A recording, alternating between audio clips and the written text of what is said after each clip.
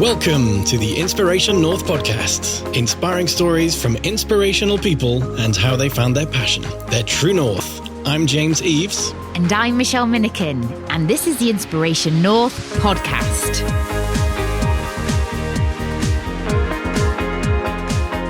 Today's episode, Small Changes, Big Difference, with Cameron Shaw. We talk about how small businesses have the power of big corporates by taking small actions together, why the first steps into entrepreneurship can be the most difficult, and how a hotel slogan of "so good, so clean" can be fairly misleading. Cameron is an innovation expert, specialising in the creation of value, focusing on the end user's needs. He has recently founded the Eco Agency, which helps SMEs take their first steps into sustainability. He is an avid traveller as well as a coffee addict.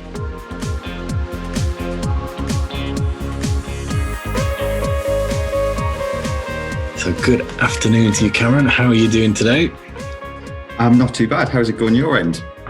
We're all right, actually. We're loving the more spring-like weather, isn't it? It was about 16 degrees at the weekend, so can't really complain about that. 16 degrees? I don't think I got anywhere near that. I'm very jealous. And I did end up in the garden for a little bit, but I'm sure I had a coat on. 16 degrees is still coat weather. Yeah, it was up in Northumberland. We went for a drive near the beach, so it was probably because we were sheltered and in a dip somewhere. Didn't feel that warm, did it? No, I've got some freckles though. That's not so bad. No, I spent all weekend just trying to clean the house. It's so fun. So if we jump in with our first question. Yes. When you were little, did you know what you wanted to be when you grew up? Well, I think knowing what you want to be and thinking you know what you want to be is probably a different question. I think as many a child did, I went through several different ideas of what a career might be. But one that always stuck with me is I remember wanting to be a chef for quite some time. I mean, my mother would also say that I fancied being a chef from a very early age, which was quite interesting. And I do love to cook, but apart from hobby chefing, it hasn't went anywhere further. Although I'm quite good at Asian style food, which I'm quite pleased with. I think I fancied the army as well at one point, which, that's extreme from being a chef. I suppose I could be a chef in the army. Yeah, you can be anything in the army, can't you? Exactly. And if I recall, I was going to join the, what do you call it? The TA, the Territorial Army, but you have to be a certain age to join. Oh, you can do it now then. No, I decided we'll send the TA recruiters over. Please, definitely not. But it got to the age, I think you had to be like 12 or 11 where you had to join. And I've been telling my parents for ages that I wanted to join. And then I got to that age and I was like, nah, no thanks. It seems like too much hard work. My little boy's desperate to join it, actually.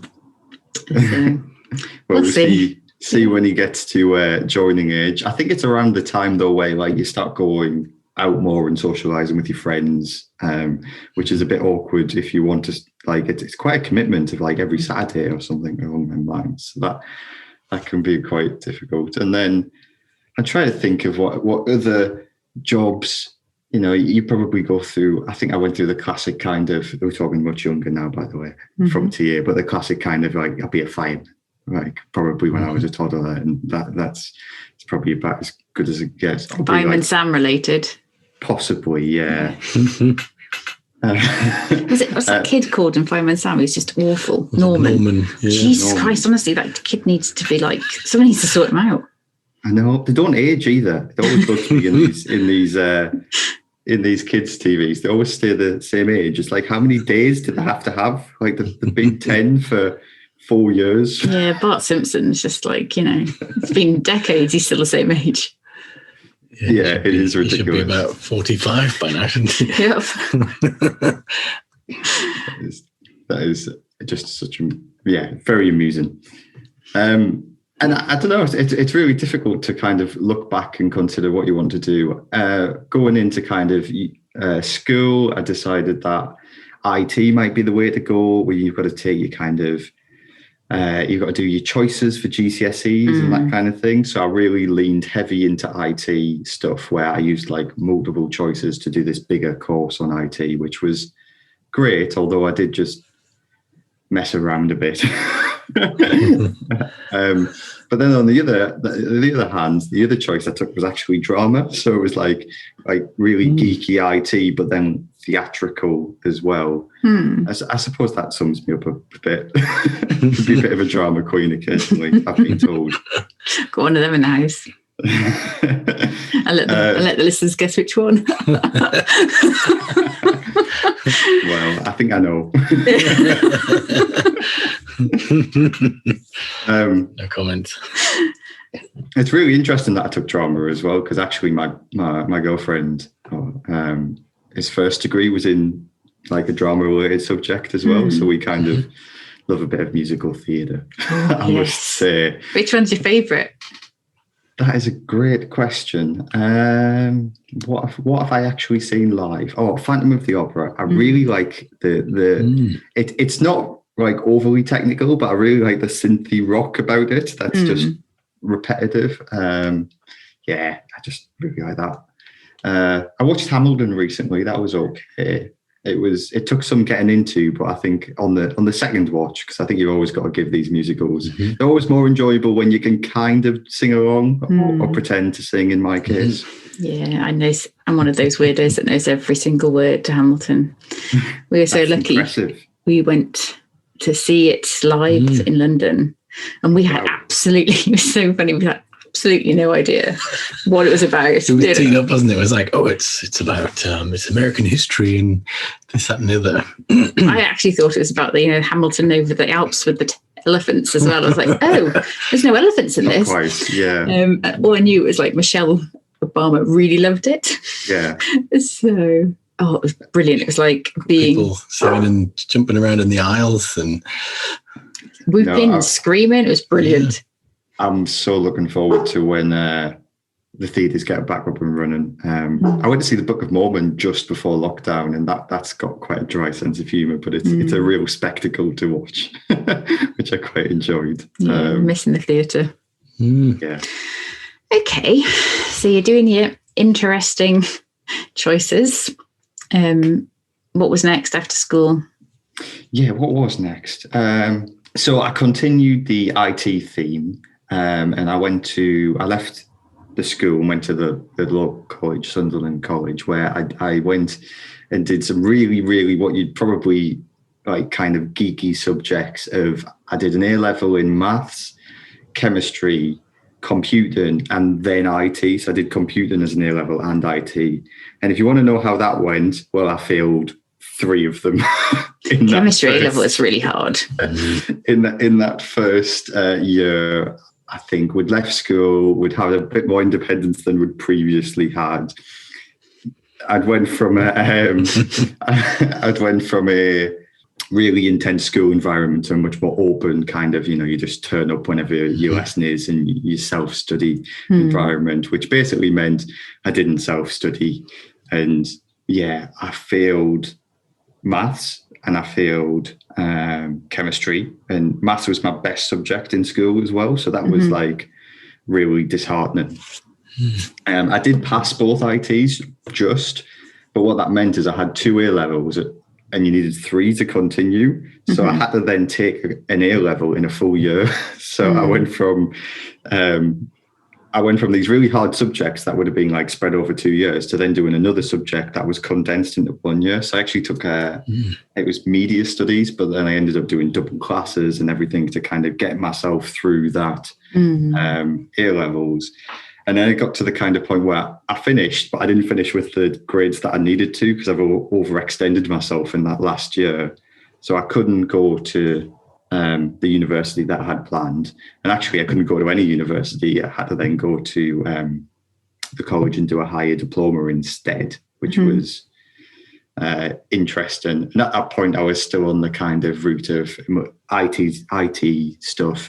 So the HND I did was like software development.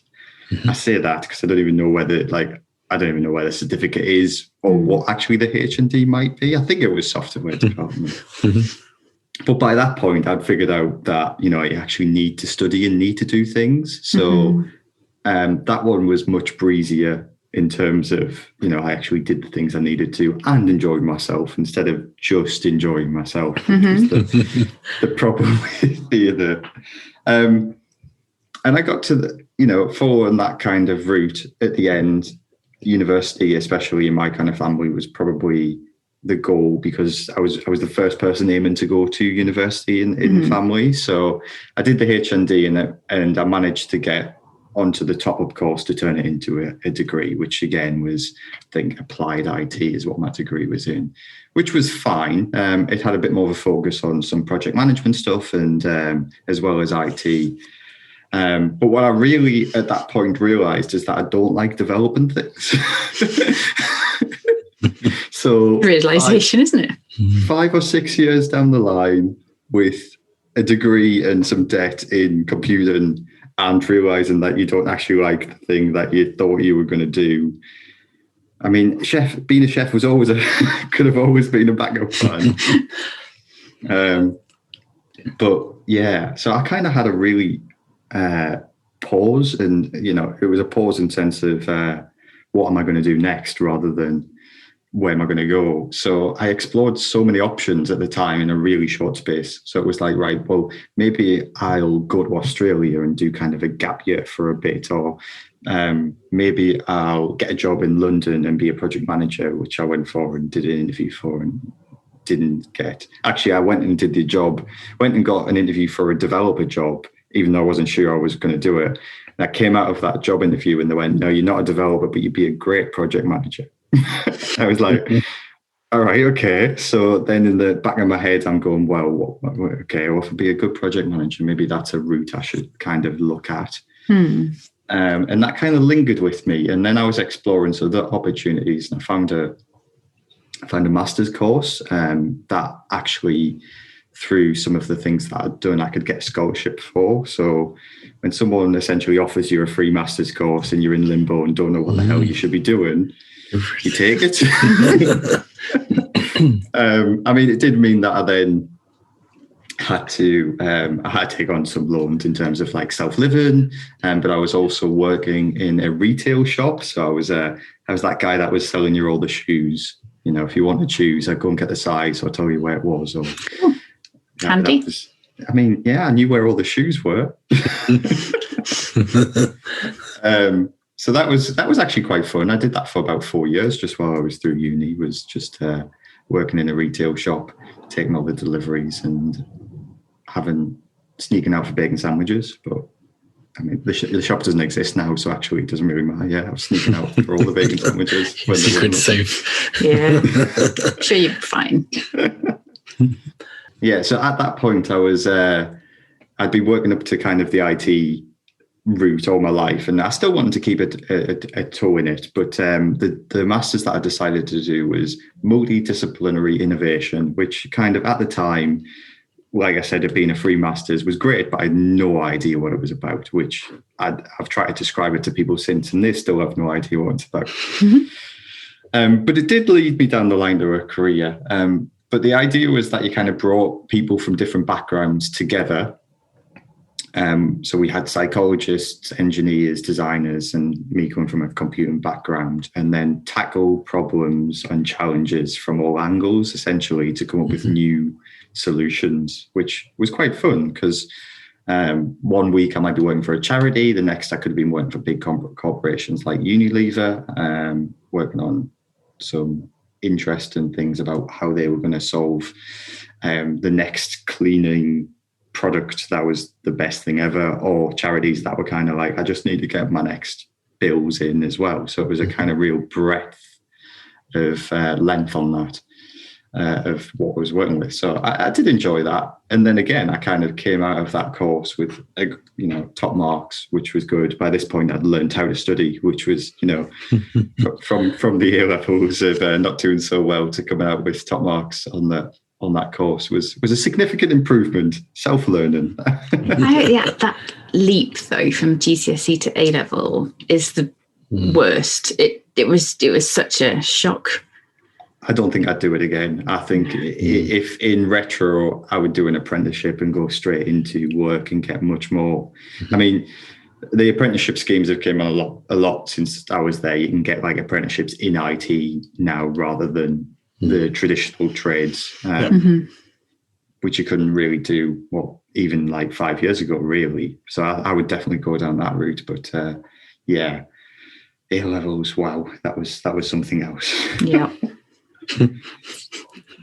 So I came out of my master's, and then that lingering thought of being a project manager was still, that one person in London that I've never met since just lingered there, and I still wasn't sure what I was going to do.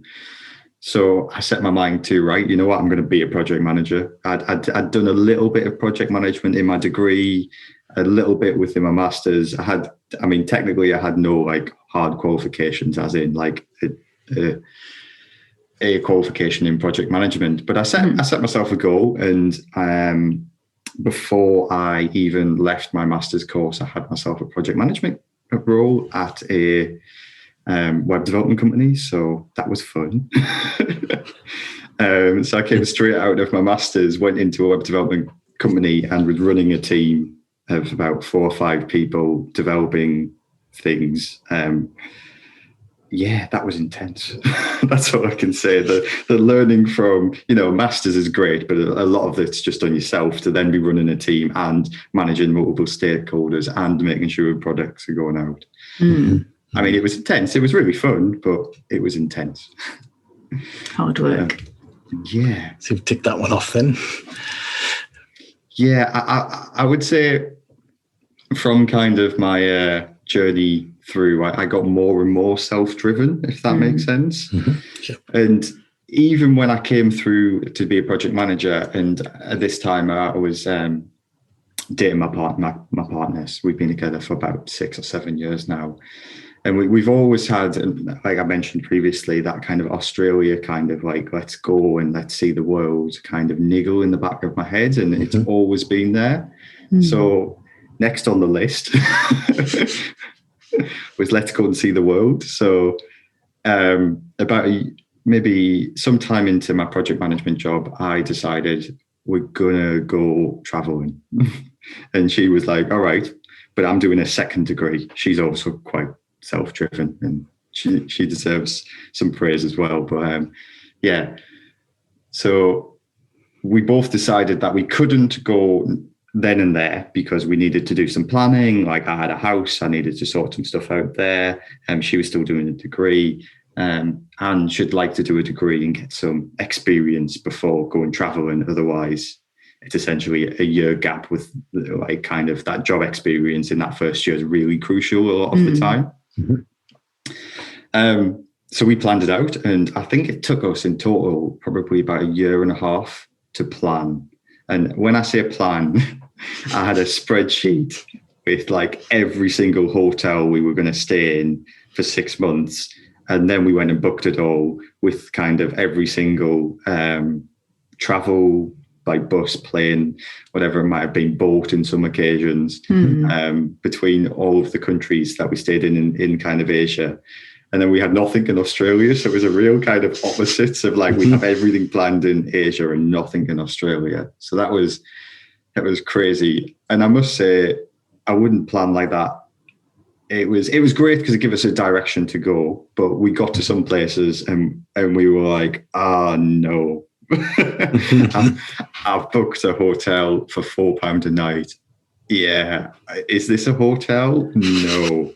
Have I just booked a room with lots of mosquitoes, cockroaches, and just that weird smell that you can't quite put your finger on, but you know it's not good? Yeah. So we got like 2 or 3 months in. And it was mostly to plan. Everything was nice. There was a few places that weren't great, but you could put up with. And then we got to a country in particular, the Philippines, and we went off track. Like, as in, we didn't go to the tourist hotspots. We went really off the beaten track, and we shouldn't have done that. It was an eye opener in terms of, not just kind of how other people are living, but also our expectation of what maybe a hotel should be. And there was a few places where we might have paid £3 or £4 for a room. And there was one in particular where we didn't realise that essentially it was a pay by the hour room. Mm-hmm. And we went into the room and there was no windows. There was a TV on with some very inappropriate things on the TV. There was lots of red light, and the hotel slogan was "So good, so clean." At this point, my partner realised what this hotel was for, had a breakdown, and was like, "I'm not staying here." Kind of sobbed a bit on the bed, and we'd saved quite well, so we weren't struggling with money. So I just went online and we booked ourselves a new room. But from that realization of like, it's actually just easy just to change a room, and it really makes a difference when you might be having a great day, but if you know you've got to go back to a horrible room, it really puts a damper on your day. So we ended up kind of, whenever either of us were feeling like this room wasn't so good for us, we had a rule that if one person says nah, we're left, go to the nearest, I don't know, wherever we could sit down for a coffee or tea, get online and book a different room. And I remember there was one room in particular as well. This is a separate room to that one, by the way, where we went in and there was a lovely dog, and I remember stroking the dog and there was just fleas all over my hand when I came, and then we went up to the room, we looked at each other, went, nope, walked out, walked past the reception guy that we just checked in with, got in a taxi, went to a four-star hotel and requested a bath because we just... a bath's not that exciting most of the time, but I was ecstatic. And some bleach, yeah. It wasn't even a full-size bath. It was probably like, one of them 3/4 or half-size one. And I'm a full-size man. So that was, it wasn't uncomfortable, but I didn't fit. But I wasn't bothered by that point. I was just quite happy to relax. So, yeah, that was fun. So that was another thing checked off the list, was kind of the traveling. So we did all of Asia, then we went to Australia, and we worked, but like on farms where you worked for your food and lodge, you didn't get paid, and it was very much like 3 or 4 hours a day. So sometimes I was looking after some animals, like there was an alpaca a few times, there's some pigs, some horses. Sometimes I was helping there was an old couple that just needed house renovations doing. So we were helping them getting ready for a wedding. Their daughter was having a wedding. They were going to have it at the house because, Australia, and they've got the weather. That was nice. So that was nice. And then I'm trying to think. Sometimes I helped them like an Airbnb, but essentially this was all free accommodation and free food for 4 hours a day, which was great. Good way of doing it. Yeah, it's a good way of doing it, I think. You make friends in that sense as well, because you're chatting to the hosts, and they have a few people coming through, obviously, because but you get stories and you get local knowledge. There was one that we turned up to that was clearly just exploiting people and making them like actually full on work, and we were like, no, thank you.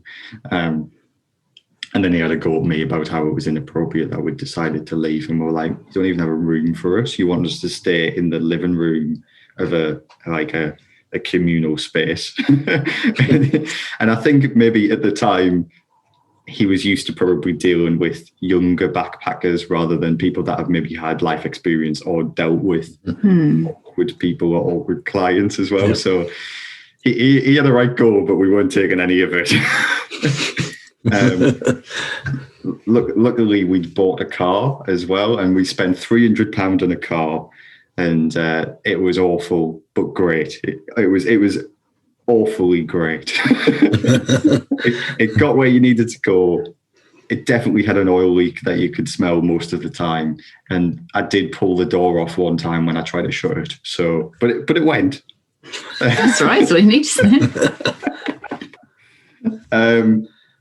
Yeah, and then after kind of all that, I came back from traveling with no job.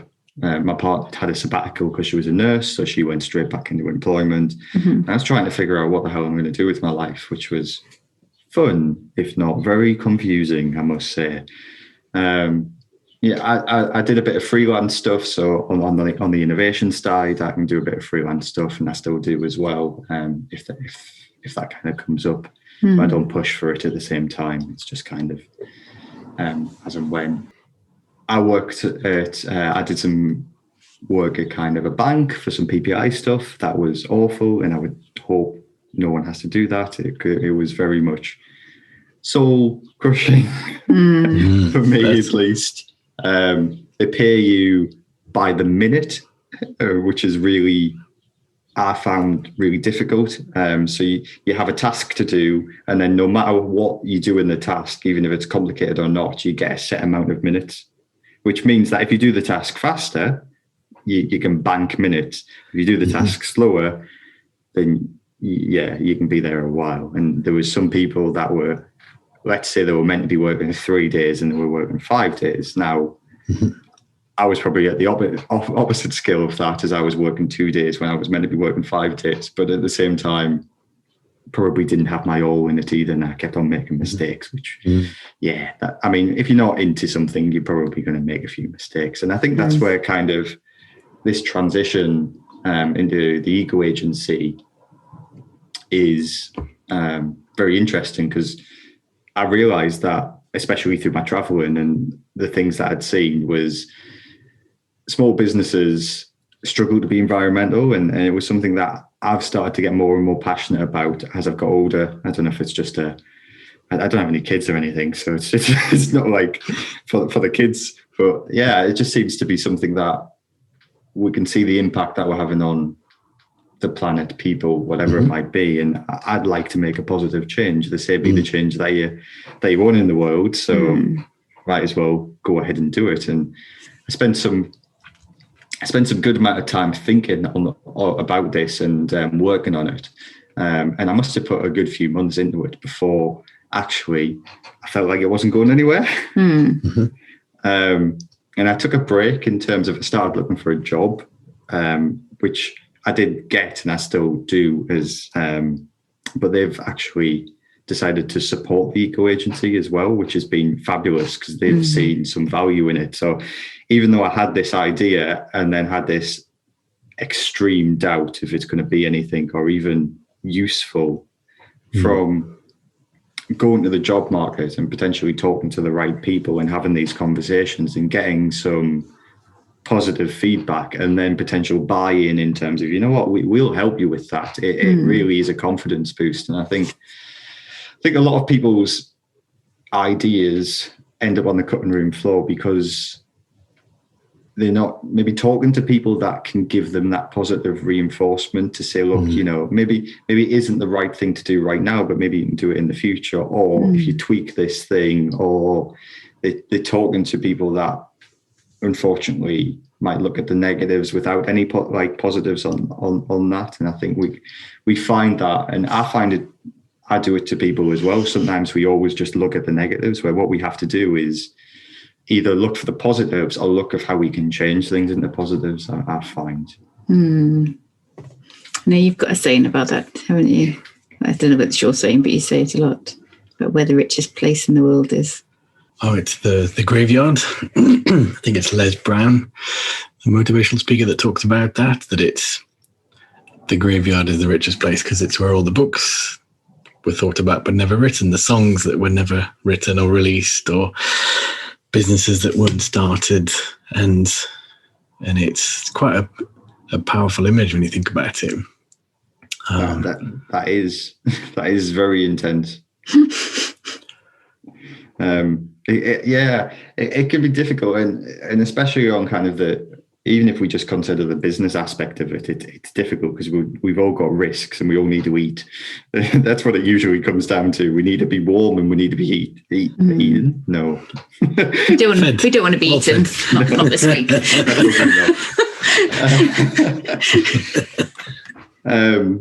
And I think that's the hardest part is taking that leap into something where your security is gone. And you've got to make something and make it fast and make it so you can continue living. And you might have to change the way you're living. You might have to go from, I mean, even if you just use an extreme example of maybe you've got a 6-bedroom house, you might have to go from a 6-bedroom house down to a 2-bedroom house now.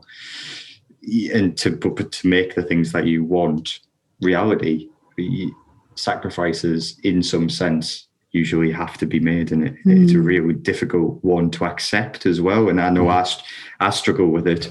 I think going from having my project management job, my security there, to leaving that to go and traveling and then coming back and doing something else has given me a confidence boost that I'd hope a lot more people could do as well. But I think it can be really tough and really difficult to even take that first step. And share ideas. Like, a lot of people have thoughts, but even putting them out there to friends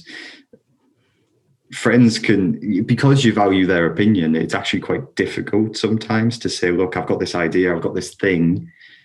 And if they go, oh no, it feels like a cut off immediately, where if you talk to someone that's potentially that you don't know, they might give you a different response, or they might just be polite as well.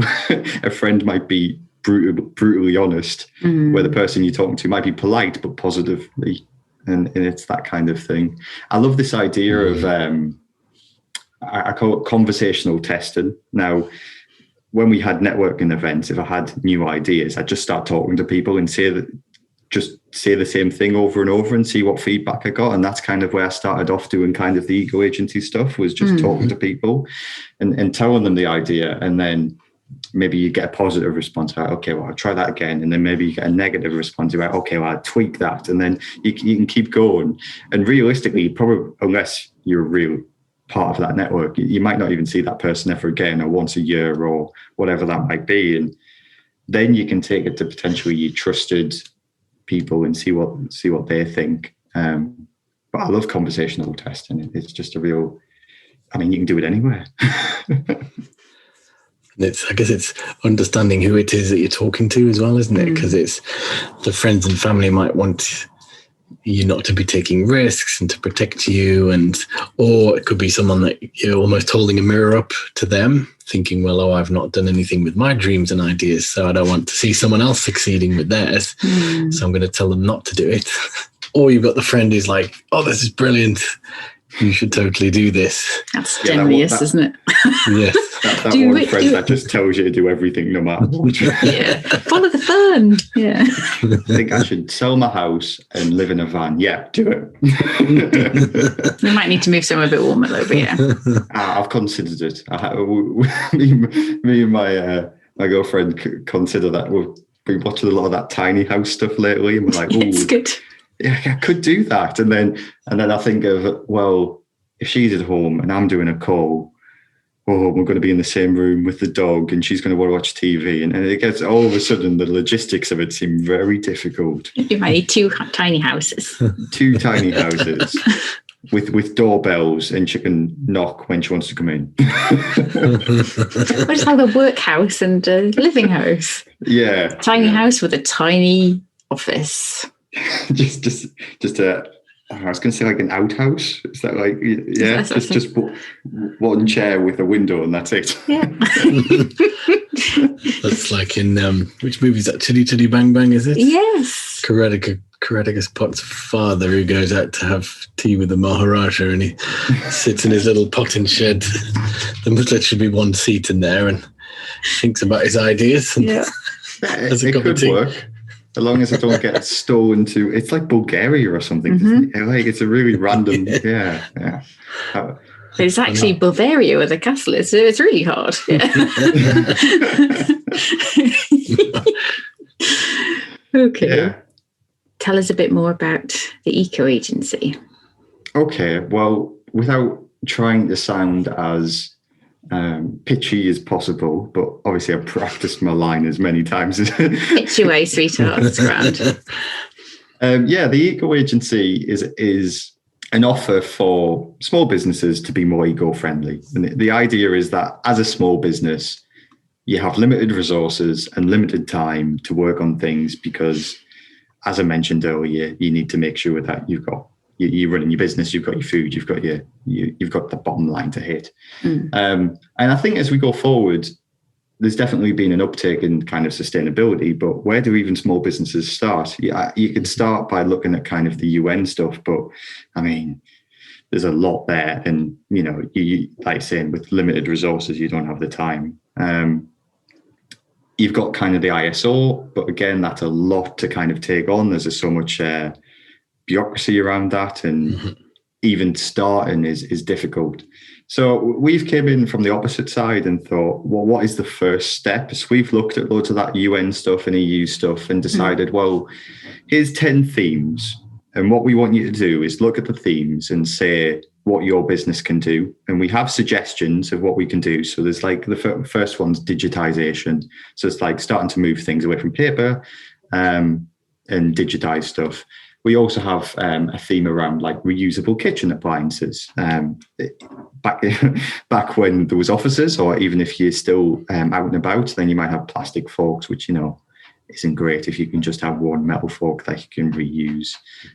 Considering recycling, do you have a recycle bin? Do you have two recycle bins? Is the one for paper, general waste and whatnot? So by giving these themes, we're often offering the businesses to do what they can within that. And we're going to check that. We have conversations with people to make sure that they are doing what they said they're going to do within them themes, so that it isn't just a case of, well, I've said I'm going to do it and no one's checking. We're making sure that that is happening, because there needs to be a level of responsibility, and especially on the business side. But yeah, we're just offering that first step. And with the idea is that if everyone makes a small change, it'll make a big difference. It's a case of small businesses having the power of big corporates by doing it together. Yeah. Do you accredit them, don't you? Yeah. So when you sign up, so we actually do it the opposite way around of a lot of businesses. We put trust in the small businesses that they are going to do the thing. So we'll give you the badge straight up. But then when we come to check, if you haven't done them things, then unfortunately we will have to remove that. But the idea is that if people are signing up for this, we think they're legitimate, and you should do that. We should start putting more trust in people. So you get the badge immediately. We write you a nice little news story that you can share through your social media, tell all your followers, tell the people that need to know. We add you to the membership list, and we make sure that you've got the criteria as well. And we're also available just for a chat. If there's something that you're not sure about, you can give us a ring, and we can have a chat about it. And then down the line, we say we give you a month's grace. So you get a month's grace to kind of get things roughly in order. And then somewhere in between 1 and 12 months, we'll drop you an email, let you know what's expected in the review, and we'll have a nice casual chat about it. And you can tell us and evidence what you've been doing in them themes. And we're even actually a little bit more flexible. So although we have 10 themes, you have to commit to a minimum of 8. So one of the themes that I keep seeing is packaging. So people are opting out of packaging because it's actually a really difficult one for a lot of businesses to change. But we'd much rather you made 8 smaller changes than no smaller changes. So we give that flexibility by kind of that 8 out of 10 themes as well. And so far we've had some great feedback. We've especially in the Northeast, which is one of the main regions we'd like to affect first up. I think, it's really positive. And it's what you said about, it's not just big corporates. So when you think, we often think about big corporates as being the culprits, and yes, they'll have huge areas that they do affect the environment and lots of different things. But when you actually look at the number of businesses the number of people employed in smaller to medium-sized enterprises, there's a huge amount of, if we're all doing little bits as small business owners, the collective of those compared to corporates, there's a huge amount that can be done. So I really like that it's been simplified into the 10 areas. It gives someone a starting point, because otherwise, if you're a business owner trying to juggle your marketing and then supplies and logistics and finance, you're doing your accounts, it's almost something I could see getting put to the back burner. Whereas if it's packaged up in a way like that, I can see where that's really helpful for a business owner. Absolutely. That was the idea. It's trying to make it as easy as possible for businesses, because it is difficult. And realistically, as a business owner, you want as little to think about as possible with getting the return in that you need to. So by making it kind of semi-bespoke, off the shelf, it's easy to do and implement, and especially the flexibility around the themes as well. And we plan to update every year. So we're going to do a review to make sure it remains a minimum standard, because as time progresses, let's just take the example of having 2 recycle bins. Maybe in a year's time, it'll be necessary for you to have 3. Maybe we'll get so good that you need 10 recycle bins, which will take up a load of space, but it'll be really quite interesting. But it's all about remaining that minimum standard, so that you're continually iterating as well. So even if you sign up once, in a year's time, we'll be monitoring it and maybe slightly tweaking it and offering other suggestions of what you can do within that themes to remain at the forefront of that kind of sustainability as well.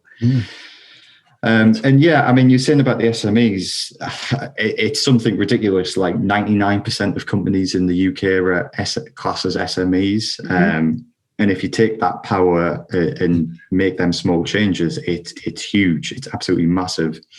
And the bigger companies also can look down their supply chain as well. So we even have an offering of potentially writing it into your bid process, in that the companies that you work with have to be eco-agency certified, which means that you're then controlling your supply chain as well as controlling inside your business.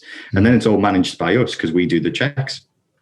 So it's kind of just seeing where you can make them changes as much as possible, and making it as easy as possible for the businesses to do at the same time.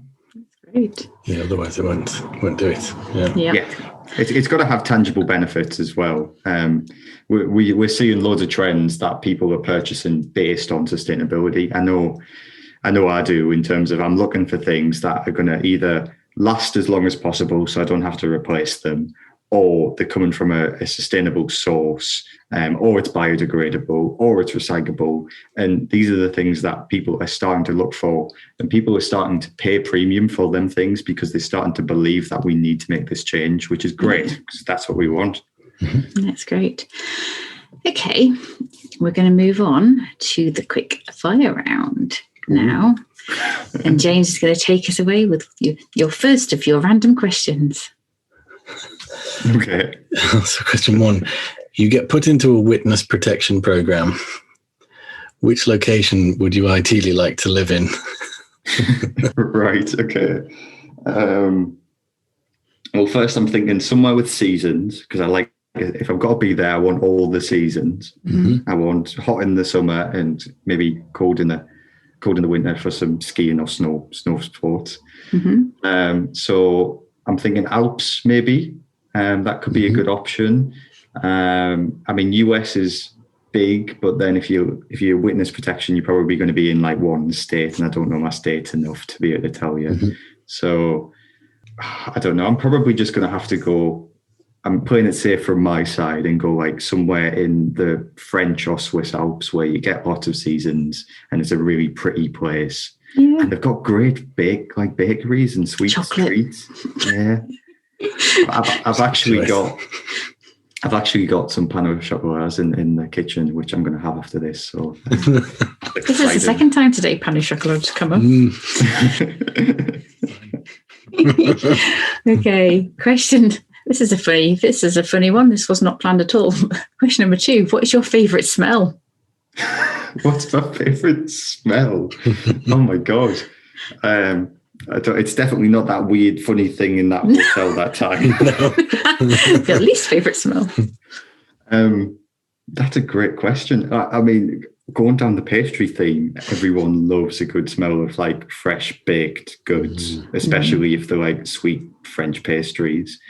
And then that petrol smell is always a nice one. I don't know what about that, but I like that as well. So, but I think if it was between them two, yeah, it's going to have to be the baked goods, isn't it? Like a nice croissant or something in the oven. It's just makes your day. It does. Totally agree. I'm with you on that one. Question 3.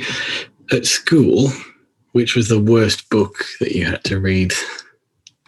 Honestly, I don't remember reading very many books. I'm much more of a visual learner, so avoiding books as much as possible is probably the main thing. But the only one I can remember reading is probably Of Mice and Men, and it was. I hate the idea of. I don't know if there was something that you did in school, but people standing up and just reading chapters. Like, I hate it as well. Why? It was so much stress on like younger children of reading chapters in front of a group of very picky teenagers. You would literally laugh as soon as you stumbled. Yeah, it was great. Yeah, I don't enjoy that. Like, it's not confidence boosted in any way. No. No, but it's good. It is good practice for when you do have children, if you do have children, because I read still to my 11-year-old every night. So. Oh, what do you read? Oh, well, we've been through all the Harry Potters a numbers of times. We're on the Hunger Games now. We've got Divergent next. So stuff that I like, really. So yeah. I'm so bad at reading. I've got about 3 or 4 books that I've had. I've read the first Game of Thrones. That was an achievement for me. I've read a book on Greek myths. Is it Stephen Fry one? No, I don't think so. He's got a good one on Greek mythos. I started reading what was it called? Some Maxims, which is like philosophy stuff. Oh, wow. I got a little bit into that, and I just get really distracted. Is half my problem. Cool. So, question we always ask all of our guests is, if we could take you back 3.5 years to your 18-year-old self, what advice would you give to you? To my 18-year-old self, that's really difficult. By that point, I'd failed my A-levels, so I couldn't tell myself to sort that out. Yeah, I don't know. It's hard in terms of advice, because I probably wouldn't change anything. Otherwise, you're not who you are now, if that makes sense. So you have to go through all of the bad and good to be right where you are. I don't know. It'd be handy to exercise more. I mean, I would benefit from that if I did myself that. I mean, I'd have to exercise less now. Is that where they take the advice on board, and then while you're still sitting there in the cafe, your abs start to appear and your arms get bigger while you're talking to them? Like your past self had done all the work, so you didn't have to, but sort of you had at the same time. Yeah, that's brilliant. Oh, I tell you what, I'd probably do. I'd figure out. I'd do kind of that Back to the Future style thing where you figure out, like, not the bets, but maybe some stocks. And definitely. Like, go and buy some Bitcoin or something, Get as when much, it's $100. Yeah, get as much Bitcoin as you can. But wait, don't sell until, some time on. Maybe get some Tesla stock. I don't know. Some really, really exciting things. Would that happen as well? So I'd just be sitting in my house and it slowly changes to like a pet house with my really cut abs. That'd be great. Canny. Excellent. I think we're gaming it here. Oh, that's brilliant. Thank you, Cameron. So for our listeners, if you'd like to follow or get in touch with Cameron, you can find him on LinkedIn. Look for Cameron Shaw, or go to the website, theecoagency.com. It's been great to chat with you today, Cameron. It's been lovely. Your journey. Well, I was thinking about titles for this podcast, but we're not going to use so good, so clean. We're quite funny, God. But we won't. We promise not to. Bless you both. Thank you for joining. It was clean, I'll give you that. I'm sure if you went in with a black light, it wouldn't have been. On that note, have a lovely day. Thank you so much for coming on the podcast. And hopefully see you in real life at some point. That would be nice, yes.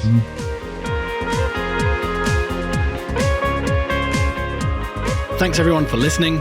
Check out all the show notes at inspirationnorth.com. Join us again for the next episode when we'll be chatting to another inspirational person. If you like this, subscribe and tell your friends. If you didn't like this, subscribe anyway and tell everybody.